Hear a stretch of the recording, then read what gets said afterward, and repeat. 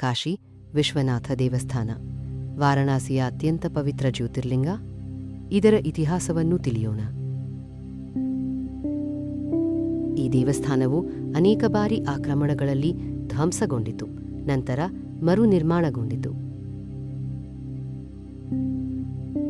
ಸನಿಯಂಹನಿಹಸ್ತರಲ್ಲಿ ರಾಣಿ ಅಹಲ್ಯಾಬಾಯಿ ಹೋಲ್ಕರ್ ಇದನ್ನು ಮರುನಿರ್ಮಾಣ ಮಾಡಿದರು.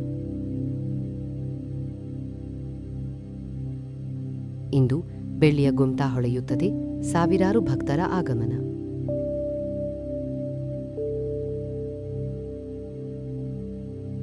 ಗಂಗಾ ತೀರದಲ್ಲಿ ಶಿವನ ದರ್ಶನ ಒಂದು ಪವಿತ್ರ ಅನುಭವ.